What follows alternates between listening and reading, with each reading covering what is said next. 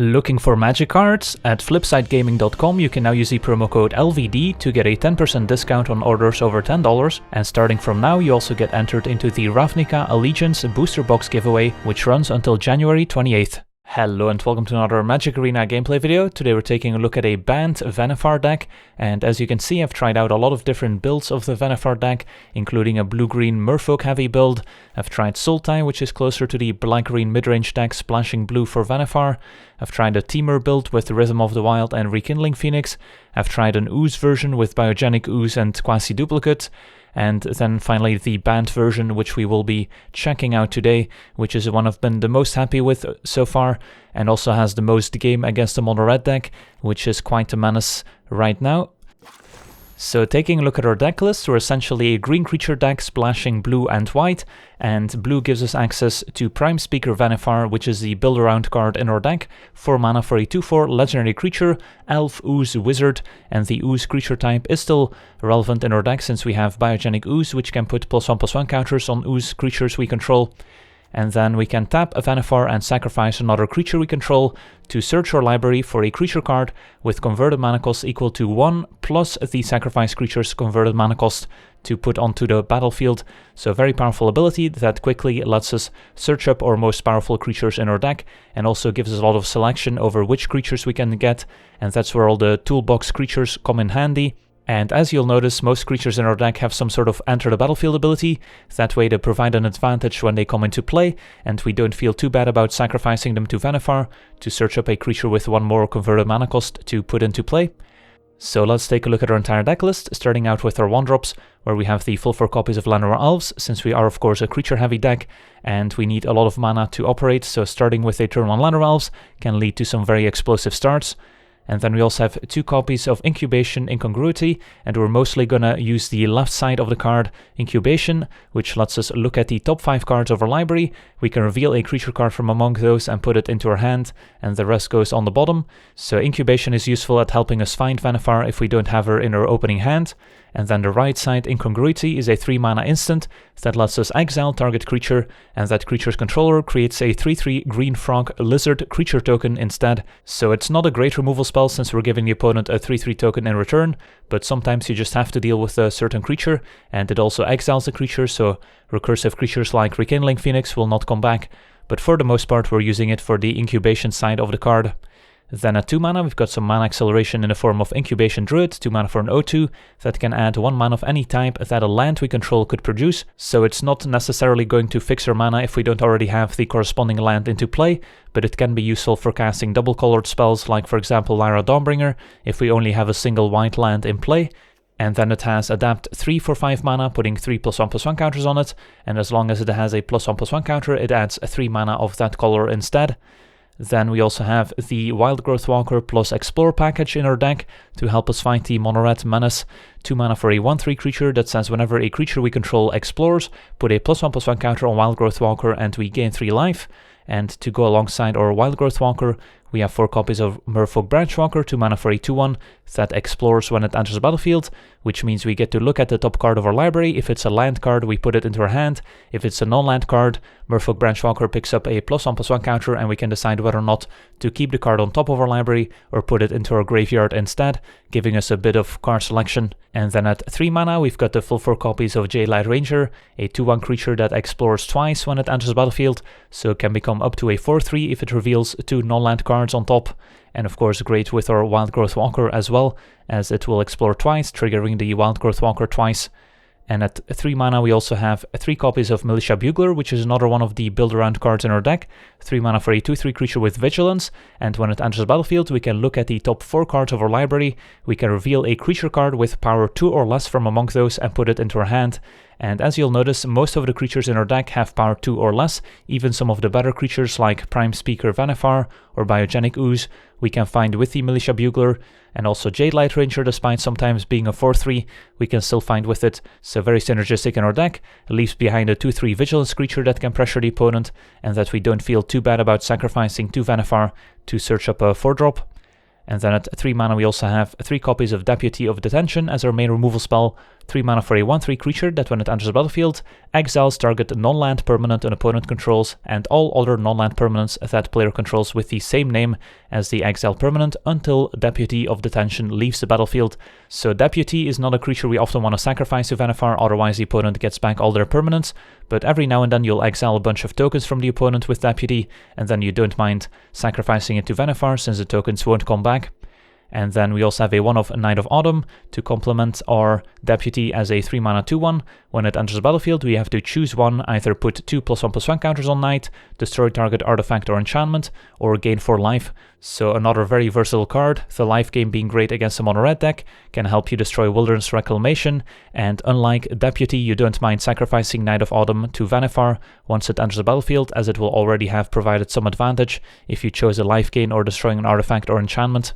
And then moving up the chain at 4 mana, we have 1 copy of Zegana, a 4/4 legendary merfolk, and when Zegana enters the battlefield, if we control another creature with a +1/+1 counter on it, we get to draw a card.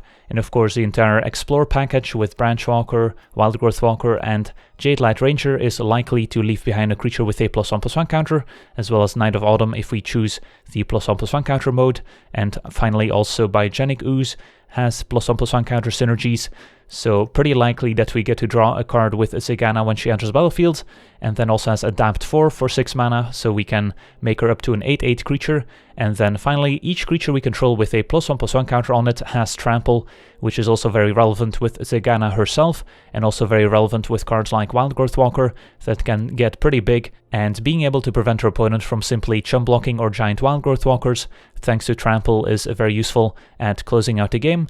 And then at 4 mana we also have a 1/of copy of Shalai, Voice of Plenty, 4 mana for a 3/4 legendary angel with flying, and as long as Shalai is in play, other creatures we control, our planeswalkers and our face, have hexproof, which is also great against a mono red deck, since they won't be able to burn us out. And then for 6 mana we can put a +1/+1 counter on each creature we control, which is also a great mana sink to help us close out the game. And then at 5 mana, we've got a single copy of Lyra Dawnbringer, 5/5 angel with flying, first strike and lifelink, giving other angels we control +1/+1 and lifelink. So great in combination with Shalai, giving her +1/+1 and lifelink, and also Shalai protecting Lyra from removal by giving her hexproof. So great combination to have both in play at the same time. And then also of course great against the mono red deck with lifelink.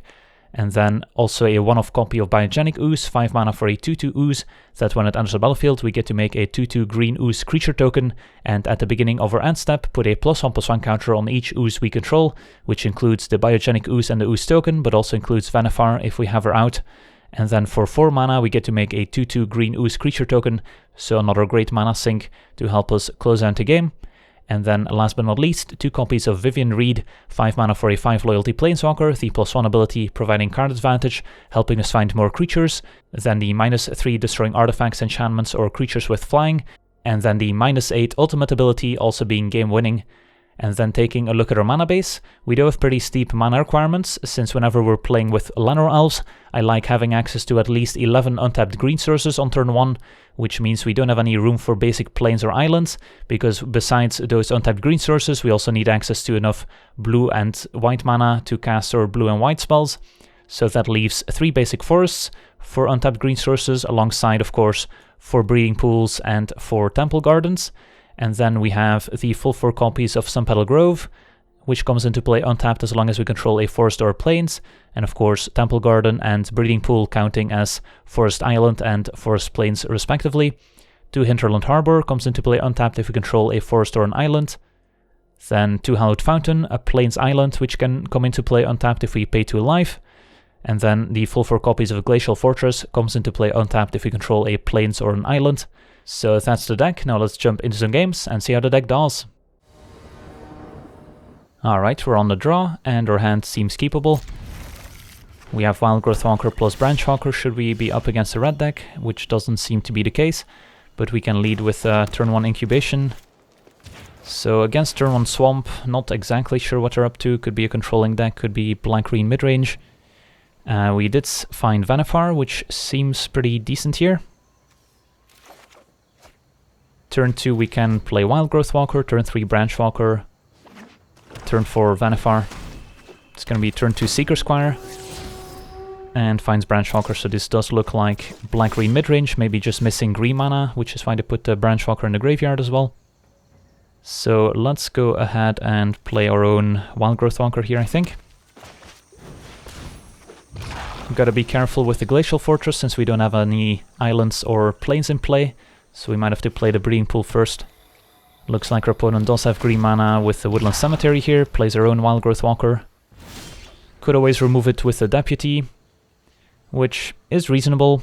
Might bait out our opponent playing a Chupacabra on the Deputy instead of our Prime Speaker, but now that we picked up a second copy, that's not as bad. So I don't mind just playing the Branchwalker for now. Grow our Wildgrowth Walker and look for more action. Jade Light Ranger, definitely a good one to put on top here,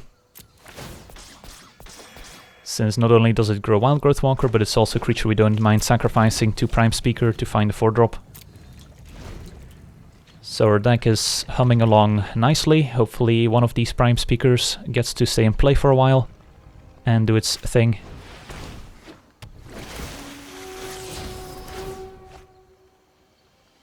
Opponent finds a land. And a second Wildgrowth Walker. So now a Deputy of Detention is looking pretty appealing, but I think we still want to just play our Prime Speaker first.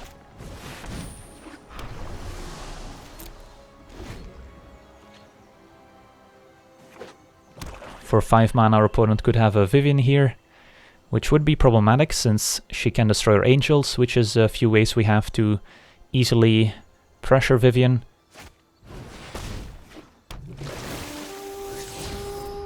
Alright, there's Vivien.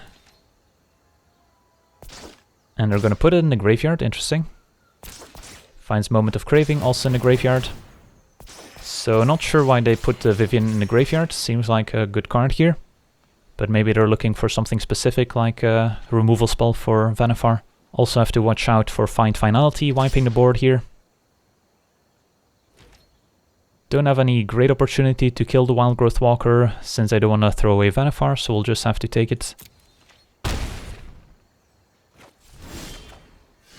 Alright, so we get to untap with Vannifar, which is always nice. So we have a lot of options. We can sack the Branchwalker to search up a Jade Light Ranger. We can play Jade Light Ranger, sack it to find a 4-drop, which would be either Zegana or Shalai. One of my concerns here is our opponent having a Find Finality to wipe the board, so we want to try and get as many big creatures in play as possible, including big Wildgrowth Walkers, or get up to 5 mana for our Lyra Dawnbringer. So I think we'll just play the Jade Light.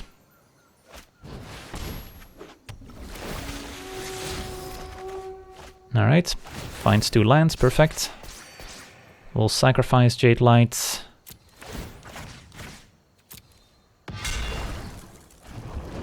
And I think we pick Zegana for now.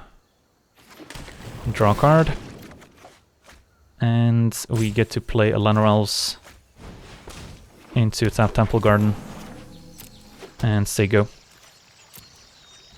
Could make the argument for playing Ooze, since that will put a counter on Vannifar so it gets out of range of Find Finality. But I just want to work our way up towards a Lyra Dawnbringer here. Which is why I got Zegana instead of Shalai, since I would rather sack Zegana than sacrifice Shalai. Alright. Opponent with a Midnight Reaper, which we are not going to kill anytime soon, so that's fine. So we could play Deputy of Detention, exiling the Wildgrowth Walkers, which would clear a path for our own Wildgrowth Walker. We could always go big with Zegana, adapting, making it into an 8/8 Trampler. Got quite a few options. Could just sacrifice Zegana to get Lyra Dawnbringer to start flying over, although it's going to take quite a while before we actually kill our opponent that way.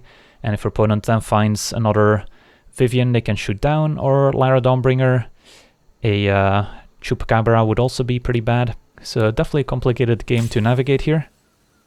Could just start going wide with Biogenic Ooze, and hope to get it out of range of a potential Find Finality. Do want to of course use our Vannifar as often as possible. So I could see getting another Jade Light Ranger for now, and wait on getting Lyra Dawnbringer. I think that's reasonable.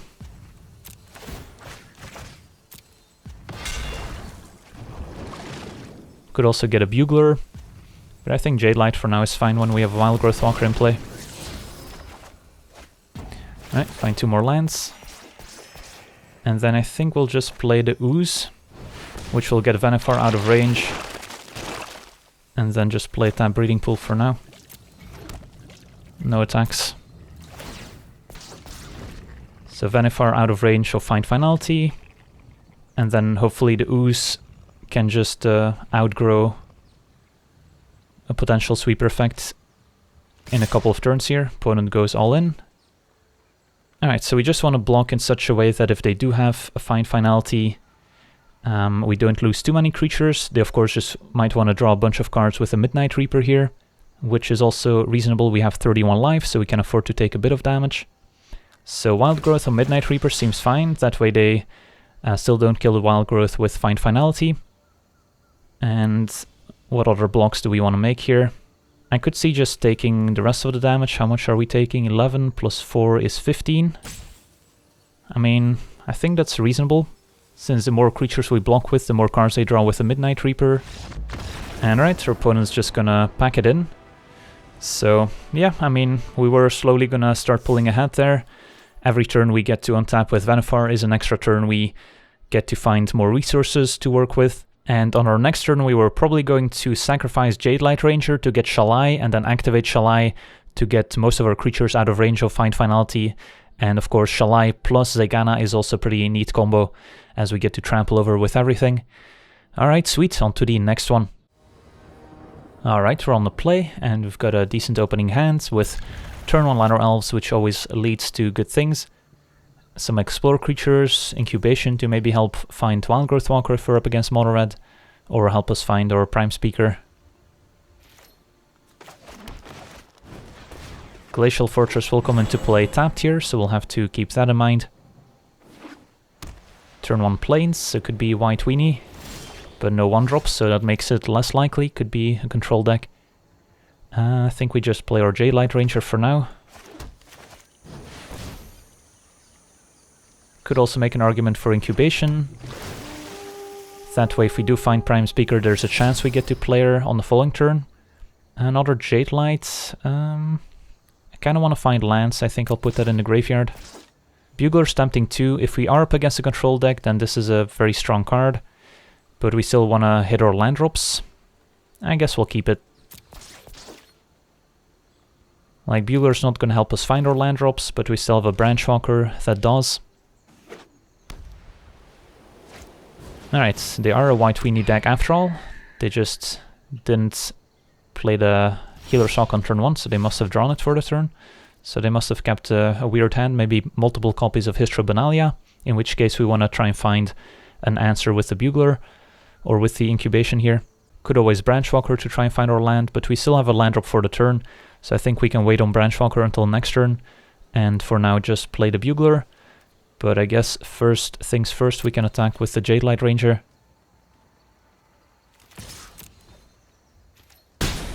Play Bugler.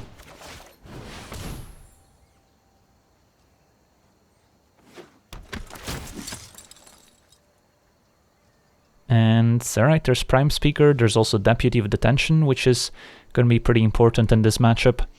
Normally I would lean towards Prime Speaker, but since we're up against a mono-white aggro deck, and we kind of need some interaction, I don't mind taking the Deputy.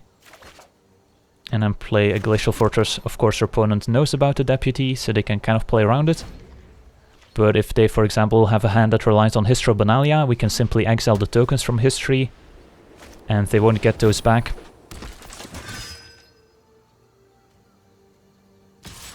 Healer's Hawk for 2. And, well, he drew the Prime Speaker, so that's a great draw. So I don't mind attacking with the Jade Light Ranger still. There's a chance our opponent plays a second Benalish Marshal, and then they can attack past our Prime Speaker. But then the Deputy would be pretty good. And then Prime Speaker can get maybe a Shalai next turn by sacking the Bugler, which can block the Healer's Hawk. With the land we get to play Biogenic Ooze, which is also quite good here. Hawk gets in for 2. The addition of the 2 angels is definitely nice, since in other versions of the deck you sometimes struggle with flying creatures. Since being a mostly creature-based deck, you don't have a ton of removal spells. So having access to the 2 angels to search up gives you a lot more game against opposing flyers. Alright, they have a Conclave Tribunal to deal with Vannifar. We could Deputy to get rid of the Tribunal. Of course, we still won't be able to activate Vannifar next turn, since she'll still have Summoning Sickness. And then a second main phase Vanguard. Our opponent could have played its first main phase, just to gain 1 extra life. Small detail there. Alright, so what's our plan? Bugler and Ranger can attack. And then we can Deputy Tribunal, or we can just play Biogenic Ooze right now. I don't mind just playing a Biogenic Ooze instead of getting Vannifar back. I think that's better. So we'll attack for 6.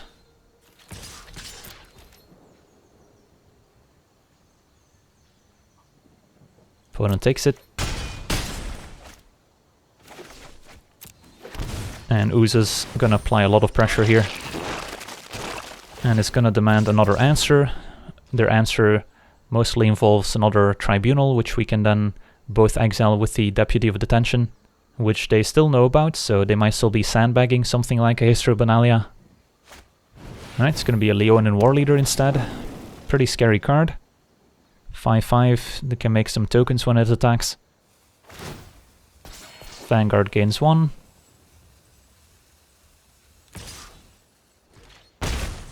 And Hawk puts us down to 12. Alright, so what's our plan here?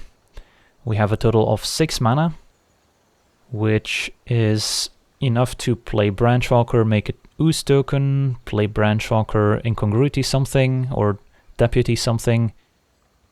Wouldn't mind getting back or Vannifar, but also kind of want to deal with this Warleader. How bad is it if our opponent gets an attack in with the Warleader? Those tokens do start adding up with Benalish Marshal in play. I guess step 1 we can just play a Branchwalker, since that's not going to really change. Want to make sure to tap our Glacial Fortress in case we want to make an Ooze token this turn. And another Deputy we'll keep. Alright, so now I feel less bad about using the Deputy we already have to remove something. And what do we remove? I think we remove the Warleader. And then I'll attack with the Ooze token and Jade Light. And this way, if our opponent does have a second Conclave Tribunal, we can just Deputy both Tribunals. Opponent's down to 6. I think I'm gonna hang on to our split card, even though we could cast it to just pick up the Deputy, just in case we need to answer one of the opponent's creatures. And in the meantime, Biogenic Ooze is getting bigger. So I don't hate our spots. Alright, there is the second Conclave Tribunal, which is going to exile Biogenic Ooze. So once we Deputy both Tribunals, we will get another Ooze token at least, which is pretty important here. Opponent just attacking with the Healer's Hawk.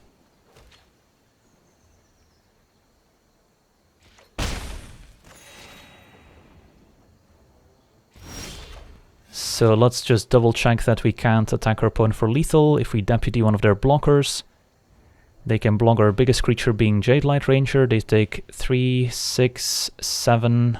So if they have nothing, they would be dead. I guess that works. Deputy Benalish Marshal.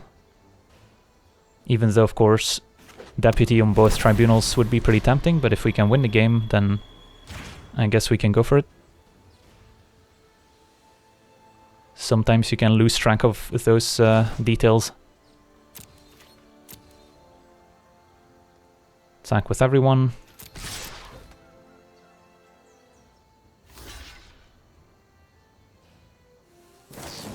Alright, they actually have a moment of triumph there. So, gains them 2 life, but still not enough to stay alive. So, didn't think they would have anything, but the 2 life still not enough to save them. Alright, we're on the draw, and we've got a keeper here. Double Lanor Elves to ramp us into Prime Speaker. Yes, a good start.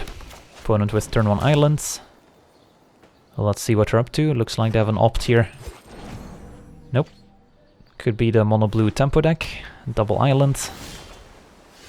So definitely want to watch out for those Merfolk Tricksters. They could have tapped the Lanor Elves on our upkeep if they wanted to prevent us from using it for mana. I think we'll play the Jade Light here since we've got land 3 to let us cast Prime Speaker. So we don't necessarily need the other Lanor Elves in play. And another Jade Light Ranger doesn't seem necessary. What are we digging for if we are up against a mono blue tempo deck? We already have a Vivian Reed in hand. Maybe a second Vivian Reed or some of our Angels would be good draws. Let's see what they do here. Alright, it's gonna be a Fairy Duelist instead. Not quite Merfolk Trickster, but still lets them keep up counterspells while adding a flash threat to the board. And a Curious Obsession will do just fine. Alright, so had we played Lanor Elves, we would have been in a position to maybe play Vivian and minus on the flyer here. Didn't necessarily expect Fairy Duelist to happen. And it's not a wizard, so they won't be able to counter Vannifar at least with the Wizard's Retort. I guess they could have Essence Capture, the new double blue counterspell. Not much we can do about that one. So let's just play Vannifar here.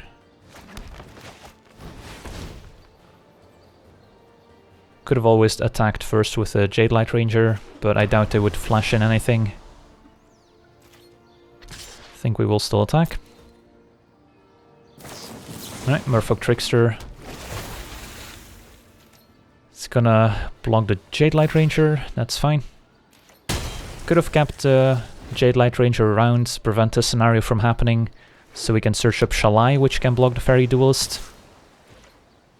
But I think we'll be fine here.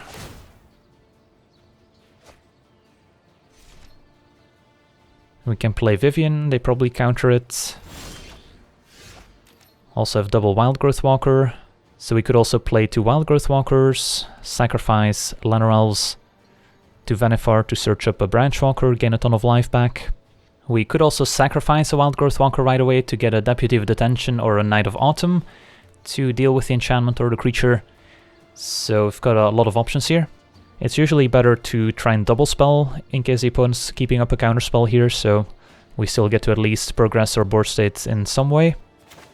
So let's Wild Growth number 1. Gets Essence captured.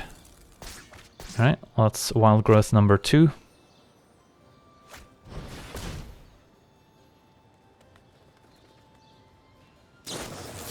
Alright, so now they decide to play Trickster on Vannifar, so we no longer get to activate her, sadly. They could have also decided to do that on our upkeep to prevent us from activating it in the first place, so that probably implies that they have some other interaction that they wanted to keep up, but now they felt safe to tap out for the Trickster instead. And then next turn we can both get a Deputy sacking Wild Growth Walker as well as play Vivian, and hopefully one of them works. And then we should be able to take over the game from there.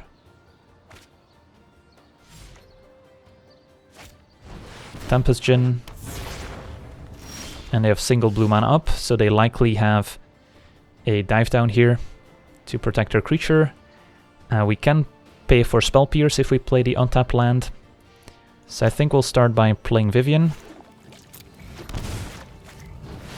See if they want to do anything about it. So what's the most threatening card? The Duelist or the Tempest Djinn? If they have a dive down, we want to target the one with Vivian that's the least threatening, so Vannifar can sack Wild Growth Walker to get Deputy to get the most threatening one.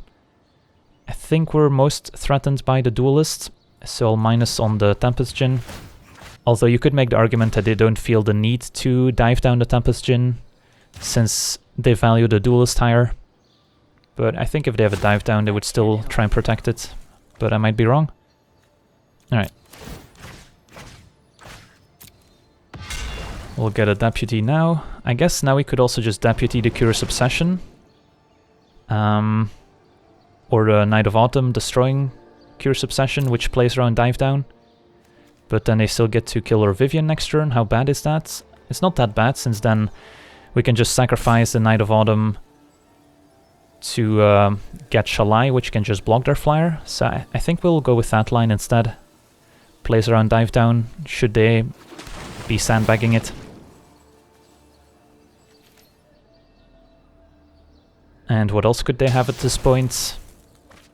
If it's not dive down, who knows? Alright, it's just an opt. So we went with an interesting line here, let's see how it works out.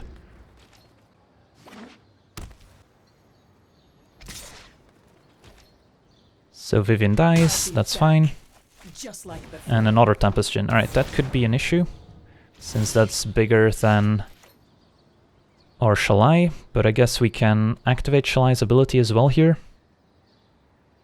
So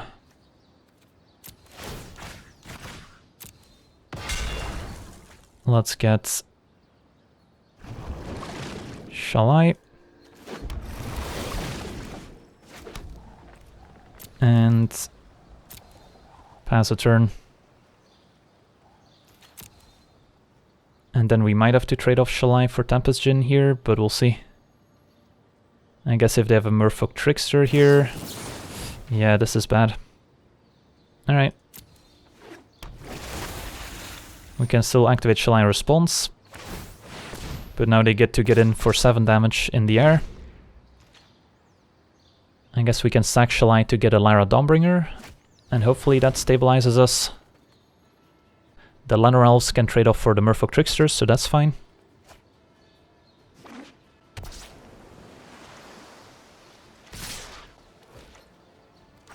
So, we'll see here. It's definitely a close game. Fairy Duelist doesn't actually do anything because of our Shalai. So the trades happen.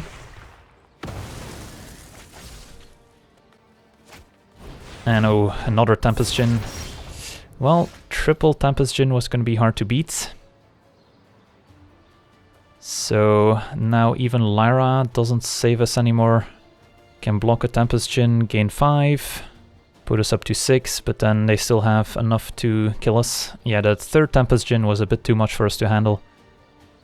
And sadly we can't play the second Prime Speaker and sacrifice it to get Lyra, and keep both Lyra and Shalai, because of the legendary rule.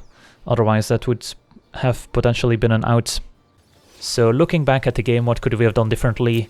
I guess after we minused Vivian and they didn't show the signs of having dive down, we could have tried to just get Deputy to exile the Fairy, and that way our Vivian would have stayed in play a turn longer, which might have allowed us to minus Vivian once again to destroy another flyer.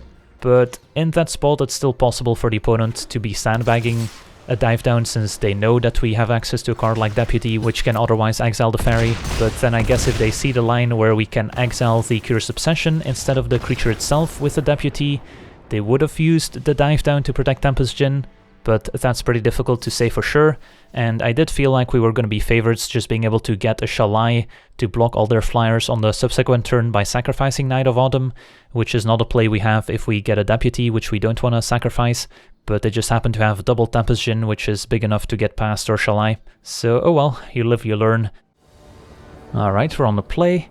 Don't think this hand is good enough. Only 2 lands, no white or blue mana, no accelerants, double Vivian, so let's go to 6. This is better. Turn 1 Llanowar Elves, turn 2 Wild Growth Walker into Merfolk Branchwalker. Decent against the red deck if they can't kill the Wild Growth Walker. And we'll keep a Jade Light Ranger, plays well with what we have going on.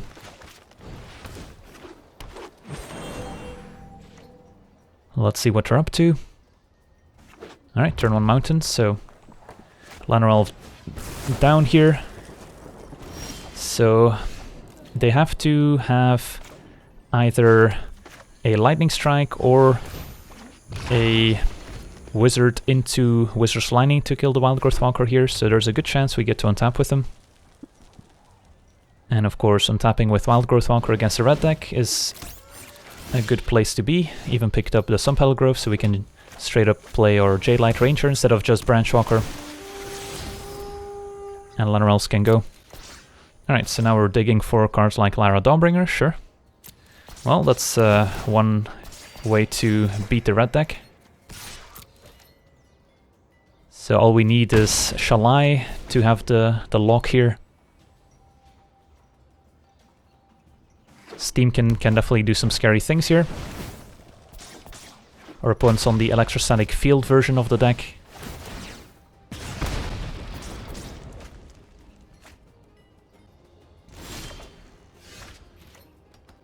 Alright, let's play Branchwalker.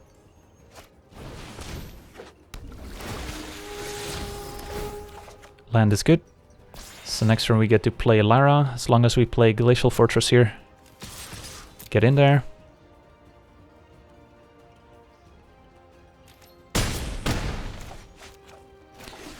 Well, this was about the best hand we could have had against a mono-red deck. Short of a Shalai. So our opponent's gonna be able to make a lot of mana with the Runaway Steamkin here. But we've got quite a bit of life to spare. Second Steamkin, alright, so they're going off. And light up the stage, pretty good here. Of course they dealt damage thanks to Electrostatic Field already. Finds Risk Factor on land. Our opponent's definitely going to have a good turn here with double Steamkin in play. But hopefully they won't have the leftovers to deal with Lara. Still a Risk Factor in exile that they can use after attacking here.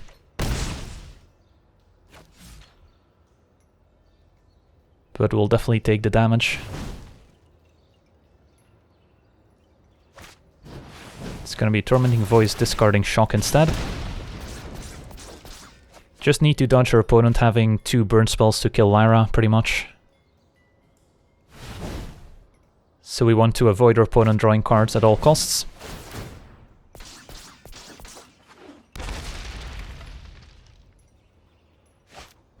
And another light up the stage, alright, well. Opponent had about the best draw they could have had as well. And a Skewer the Critics. They're gonna Risk Factor here. They might wanna keep the Skewer the Critics for next turn to have a chance at killing Lara. But instead they decided to point it at our face.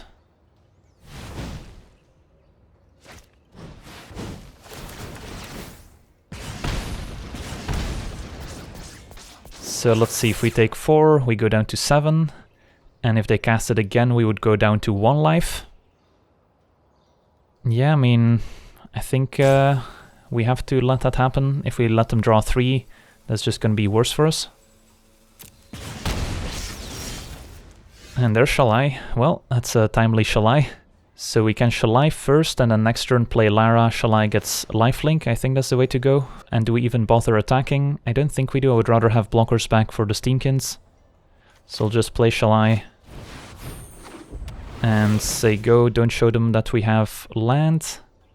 Although we might want to pump Shalai instead, next turn we'll see. Yeah, I think we just play defense with our creatures since I don't want to be in a position where we have to block with Shalai. Shalai is pretty good against Risk Factor. And unless their opponent has a Lava Coil, Shalai will survive. And then next turn we get to play Lara, so... Well, both decks did about the best they could do. But I think Shalai plus Lara is going to be victorious here. I'll send in the Wild Growth Walker as well at this point. And yep, her opponent has seen enough. Well, that was pretty gross, but always feels good to beat the red deck. So that's gonna be it for me today. Wanna thank you for watching, hope you enjoyed, and as always, have a nice day. I also wanna thank all my patrons for being part of the channel, and you can become a patron yourself today and decide the topic of future videos over at patreon.com/LegenVD.